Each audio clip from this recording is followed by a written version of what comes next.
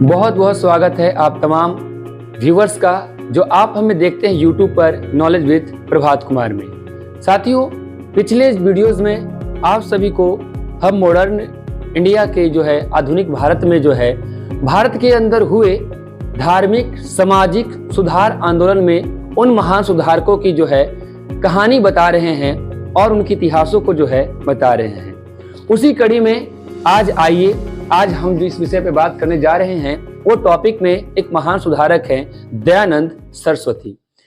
इससे पहले आप हमारे जो है प्लेलिस्ट में वीडियोस बना हुआ है पार्ट 1 पार्ट 2 पार्ट 3 करके, जिसमें कि आपने ब्रह्म समाज की स्थापना राजा राम मोहन राय ने किस प्रकार किया। फिर बात करें तो उस जो है ब्रह्म समाज को देवेंद्रनाथ टैगोर ने कैसे आगे बढ़ाया।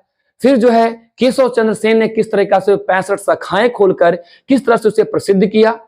फिर उसकी बात करें तो जो है ब्रह्म समाज के बाद पिछली क्लास में पिछले वीडियोज में जो है आपने वेद समाज, फिर उसके बाद जो है प्रार्थना समाज, फिर सार्वजनिक समाज, ये तमाम तरह के समाज जो कि भारत के अंदर जो है धार्मिक और सामाजिक सुधार में जो है काम कर रहा था।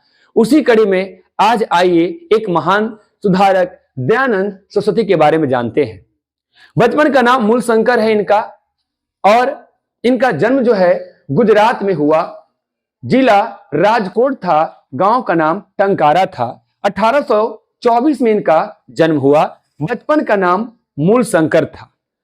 बचपन में की कहानी आती है कि इनका परिवार जो है पूरे तरह से शैव भक्त था और शिव रात्रि की जो है पूजन चल रही थी, जहां पर रात्रि जागरण के समय में शिव भगवान के पास जाकर उनकी जो है रक्षा करना होता था कि ताकि प्रसाद को कोई जूठा ना कर दे।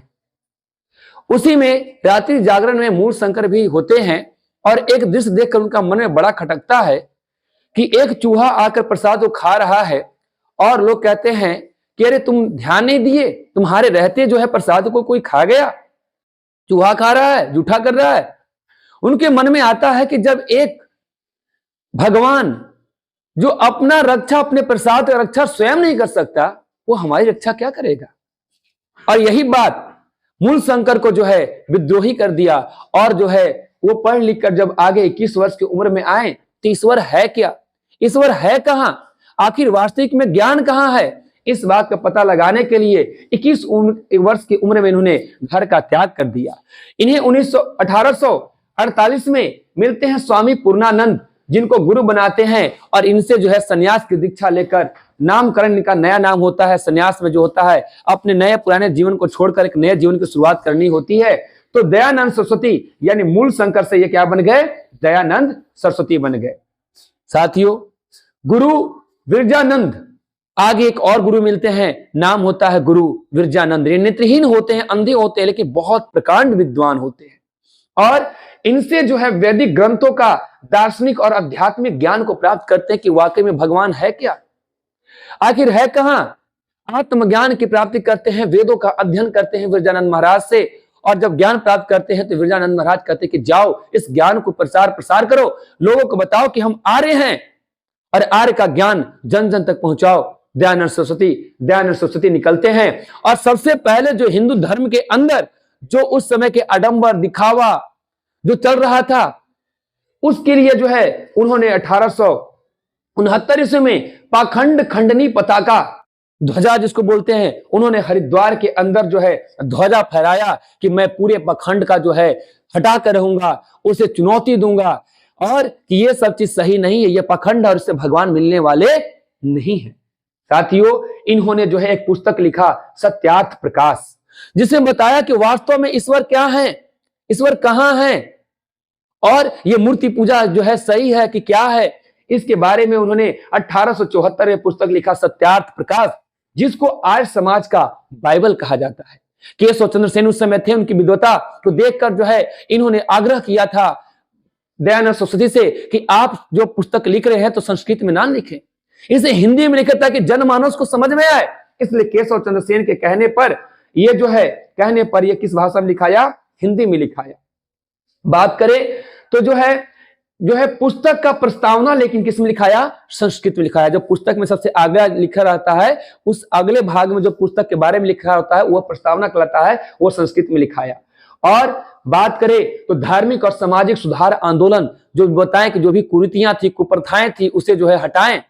और दयानंद सरस्वती को जो है भारत का मार्टिन लूथर कहा गया। जर्मनी के अंदर जो है धार्मिक क्रांति करने वाले मार्टिन लूथर थे, जो बहुत सारी परंपराएं चली आ रही थी जो अमानवीय थी, जिसके कारण जो है अत्याचार ढाया जा रहा था, जुल्म ढाया जा रहा था, उस जुल्म को हटाए थे मार्टिन लूथर और दयानंद सरस्वती भारत में, इसलिए इन्हें भारत का मार्टिन लूथर कहा जाता है। आपसे क्वेश्चन पूछेगा कि जो है भारत का मार्टिन लूथर किसे कहा जाता है, आप बता दीजिएगा, दयानंद सरस्वती। इन्होंने कहा कि हमें एक समाज का निर्माण करना पड़ेगा, क्योंकि यह समाज जो है गलत रास्ते पर चला गया है। इसलिए 1875 ईस्वी में इन्होंने आर्य समाज की स्थापना किया। किस समाज की स्थापना किया? आर्य समाज की इन्होंने स्थापना किया, और इसका मुख्यालय जो है इन्होंने लाहौर में बनाया 1877 में, और इन्होंने उप मुख्यालय भी बनाया ताकि और जगह से जो है केंद्र हो सके। आगरा और अजमेर में उप मुख्यालय बनाया। साथियों, बात करें तो इन्हीं से प्रभावित होकर 1881 ईस्वी में पंडिता रमाबाई ने महिलाओं के उत्थान के लिए आर्य महिला समाज की स्थापना किया। आर्य महिला समाज की स्थापना किया, और उन्होंने जो है शारदा सदन और मुक्ति धाम बनाया।